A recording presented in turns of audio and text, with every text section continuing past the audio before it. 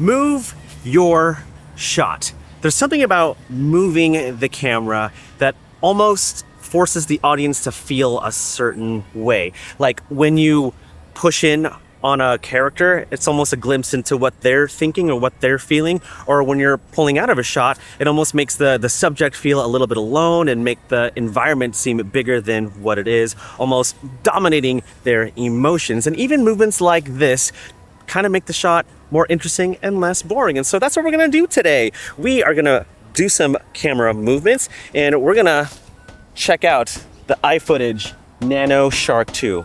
Not Nano 2 Shark. What's it called?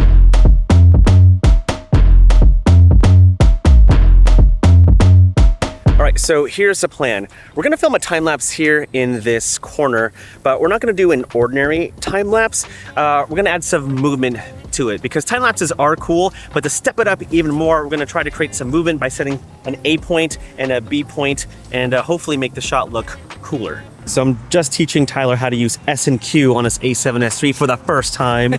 Why haven't you used it before? I don't know. I just used the other one. The other one. I don't know. This one's scary. The one cool thing about this slider is that unlike other camera gear accessories where you have to rely on the app, there's an app that you can use, but there's also controls on the slider itself where you can actually put your A and B points and, you know, just kind of use it practically. Isn't that nice? It's so great. I don't think I'm alone in this. I'm so sick of apps for everything. Yeah, even my studio lights at home, like I have to use the app to use the Sidesync or the Sidesync app to use my Amaran lights. I hate that. I want like a physical box to control it. Okay, we're trying to update the firmware of this slider. What's going on? So I went through the entire firmware update. It got to 100%. It said installed, but the screen keeps saying new firmware available. So I guess it's making me just do it again. The second time I tried to do it, it froze at like 30-something%. And it keeps giving me this pop-up message. So I don't know if it's actually installing or if it's, like, I don't really know what's going on. But it's like one of those beta apps, not even beta, like the level before that, right? Yeah, let's set it in the corner over there. Well, you know what? Let's go closer here because it's nice to get the entire width of this intersection, right? Now, the cool thing is that you can use the slider on the ground like that, but there are mounts on the bottom where you can set it up on a tripod, which would be ideal, but if you wanted to use the ground or didn't have a tripod, then you could totally do so. But what's really cool is the fact that you can use DJI gimbals. I feel like DJI missed the boat. Like they could have made their own slider to use in conjunction with their own gimbals. All right, so right now Tyler is setting up points to move the gimbal. Okay, we're ready to go. So we press standby and then it goes back to the first point. Ooh. And then we will hit start. And now we wait. Okay, all right, let's go check out the time lapse. There's a trick to doing time lapses on Sony cameras. Make sure your shutter speed is like really, really low, like at 1/8 of a second, because it adds motion blur. All right, so we're gonna try this time lapse again, but we're gonna change up the shot. We're gonna set our A points on the gimbal to go from that corner of the building down over here. That's our B point. And start. And we're gonna let that roll for about 3 minutes because that previous time lapse was a little bit too quick. All right, so as we're waiting, let's talk pros and cons real quick with the Nano Shark slider. What do you think? Okay, pros, you can use the DJI gimbal. I think that's huge. Huge. Because it's a thing that most people already have. Cons, the easing between the points. I haven't figured out a way to stop it from being a jarring like hit. Yeah. And I want to like ease that motion. So maybe that's a firmware update. Another pro, having physical buttons on the slider is huge. And then the app itself, updating the firmware if you have to. A little buggy. Yeah, sometimes it works, sometimes it doesn't. It's a mystery, but you know. It's like a box of chocolate. Yeah. You never know what you're gonna get. Keeps life interesting. And the thing with time lapses is that you kind of have to play with it and you can kind of guess what the movements will be like. But honestly, it's just a matter of just playing around with it, testing things out, seeing what worked, what didn't work, and you know, trying it all over again. So be patient. It does take some time. Oh, we just finished. Moment of truth. Ooh. Oh, dude, it looks so cool. It's pretty cool. That is neat.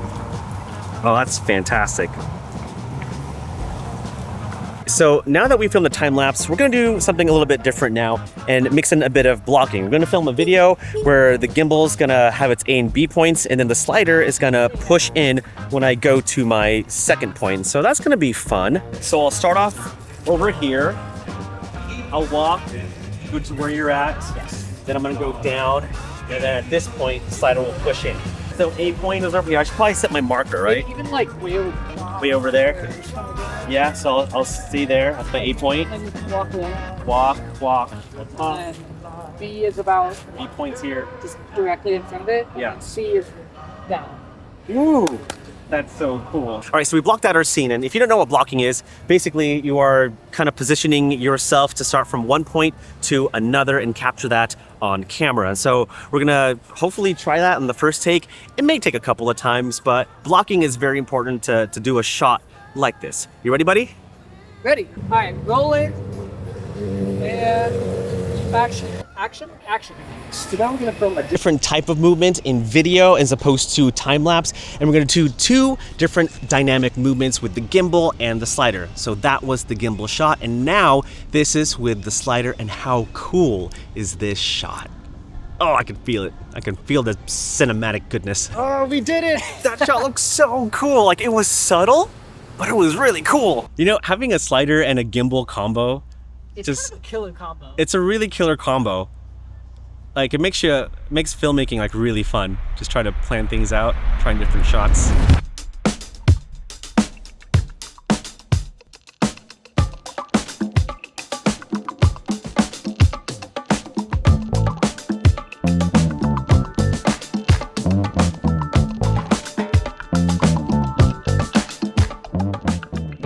So that was a very simple 3-shot sequence that we filmed with the gimbal and the slider. And that's the thing too, like, you can't just rely on one singular camera movement. You got to figure out how different movements blend well together in a sequence that looks cohesive and also tells a story. And the thing for us is, like, we kind of had to practice. Like, we've been out here for a couple hours now trying to do these very simple shots, but it takes practice, it takes planning, blocking, and messing around with different settings. And that's the thing too, like, you don't always have to do camera movements all the time.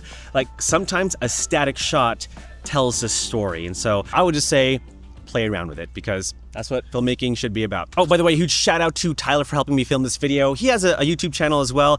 His video using the slider is really cool. Check it out, link down below. Go follow Tyler. But I guess that's the video. If you want to check out the iFootage Nano Shark 2 slider, I still don't know the name of it. Shark Slider Nano 2. Why is the word shark in it? Anyway, if you want to check out the slider, links will be down below. I'm out of here. Thanks for watching. See you later.